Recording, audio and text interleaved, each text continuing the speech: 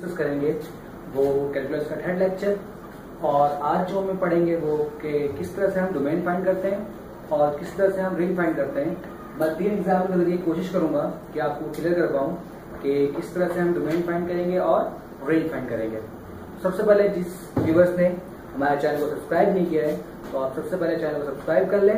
Then topic start करते हैं अच्छा कि find the domain and range. मैंने 3 फंक्शन लिया है। पहला फंक्शन है हमारा F of X is equal to 2 plus square root of X minus 1। Second जो फंक्शन है हमारे पास वो है F of X is equal to X plus 1 over X minus 1। और जो थर्ड फंक्शन है हमारा वो है ट्रिग्नोमेट्रिक फंक्शन यानी कि F of X is equal to cos X. तो सबसे पहले फाइंड करते हैं हमारा फर्स्ट एग्जाम्पल यानी कि F of X is equal to 2 plus square root of X minus 1। और इसमें सबसे पहले हम फाइंड करते हैं कि इस फंक्शन का नेचुरल डोमेन हम किस तरह फाइंड कर सकते हैं। तो मैंने आप लोगों को लास्ट क्लास में बताया था कि हमारा जो फंक्शन है वो उस वक्त एग्जिस्ट करता है कि जो उसमें हम इनपुट दें और जो हमें आउटपुट मिले वो या तो वो रियल नंबर हो, लेकिन अगर वो इन्फिनिटी आ जाए या कॉम्प्लेक्स नंबर आ जाए तो मैं आप लोगों को बताया था कि उस चीज को हम कंसिडर नहीं करते हैं। तो फंक्शन है हमारे पास 2 plus square root of X minus 1। आप जानते हो कि अगर इस x माइनस 1 की जगह पर कोई नंबर नेगेटिव आ जाए तो नेगेटिव आने का मतलब है कि जो हमें आउटपुट मिलेगा वो क्या मिलेगा, एक कॉम्प्लेक्स नंबर मिलेगा। और कॉम्प्लेक्स नंबर को हम अपना आउटपुट का हिस्सा नहीं बनाते हैं। फॉर एग्जाम्पल इसी चीज को मैं आपको लास्ट क्लास समझाया था कि अगर x माइनस 1 को आप ग्रेटर और इक्वल टू 0 जगह सॉल्व करो, इसके बाद यानी कि x को मैं लिख सकता हूं x ग्रेटर और इक्वल टू 1। ये तरीका मैंने आपको बताया था कि अगर आपके पास स्क्वायर रूट आ जाएगा तो आप इस तरीके से फाइंड कर सकते हो कि कौन कौन से ऐसे नंबर हैं जो हमारा डोमेन में शामिल होगा। तो इसका मतलब ये है कि जो हम अपना इनपुट दे सकते हैं वो या तो 1 हो या 1 से कोई ग्रेटर नंबर हो।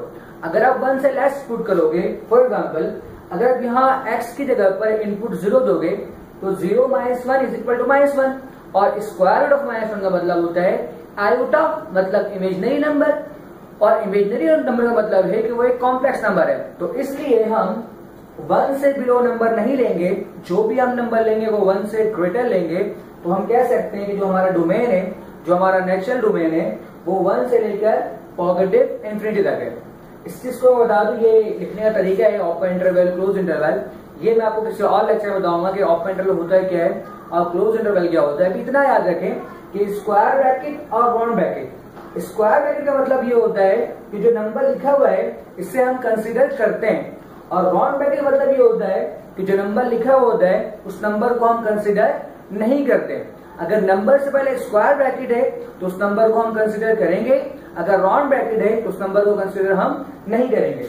तो उसके बाद रेंज निकालने के हमारे पास 2-3 तरीके हैं। सबसे आसान तरीका है कि आप उसका ग्राफ देख लो और ग्राफ से आसानी हम फाइंड कर सकते हैं कि उस फंक्शन का रेंज क्या होगा। या कुछ ट्रिक लगा लो कि आप जानते हो अगर आप यहाँ पर 0 पुट करोगे तो हमारा आंसर जो है वो कॉम्प्लेक्स नंबर आएगा और इसके अलावा नेगेटिव नंबर तो आ ही नहीं सकता।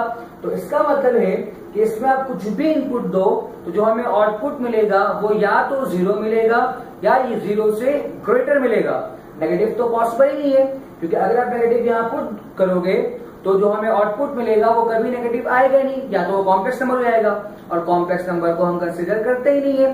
तो इसका मतलब ये है कि इसमें आप कुछ भी पुट कर दो, जो हमें आंसर मिलने वाला है वो या तो 0 है या फिर 0 से ग्रेटर है। तो उसमें हम हर एक नंबर को शामिल करेंगे 0 से लेकर इंफिनिटी। और जब आप इसको 2 में ऐड कर दोगे तो आप कह सकते हो कि जो हमारा रेंज होगा वो 2 से ग्रेटर होगा, 2 से इनफाइनाइट तक हो सकता है हमारे पास। जो रेंज हमारा वो क्या है 2 से इंफिनिटी तक है। और अगर इसका ग्राफ देखो, उसे ग्राफ देख पता चल रहा है कि कहां से इंक्रीज हो रहा है, इस 2 से। इसका मतलब इस 2 के नीचे कुछ भी नहीं है। तो हम कह सकते हैं जो हमारा फंक्शन का ग्राफ है वो 2 से ग्रेटर है, 2 से पॉजिटिव इंफिनिटी तक। सेकेंड जो एग्जाम्पल हमारे पास वो है F of X is equal to X plus 1 upon X minus 1। तो इसका नेचुरल डोमेन क्या होगा कि ऑल रियल नंबर एक्सेप्ट 1, क्योंकि मैंने आप लोग बताया था लास्ट क्लास में कि डिनोमिनेटर हमारा 0 नहीं होना चाहिए। तो एक ऐसा नंबर है, अगर आप यहाँ 1 पुट करो तो 1 - 1 = 0, और इससे क्या होगा कि हमारा डिनोमिनेटर 0 बन जाएगा। इसलिए हम अपने डोमेन में, अपने इनपुट में हम 1 को शामिल नहीं करेंगे। अब इसके रेंज की बारी, तो एक तरीका है रेंज निकालने का, अगर ऐसा सूटेबल हो तो आप कर सकते हो कि आप इसको लिख सकते हो कि y = x + 1 x - 1। इसको सिंप्लीफाई करके आप लिख सकते हो कि x = y + 1 y - 1, यानी कि जो हमारा सब्जेक्ट था वो अभी यहाँ पर y था।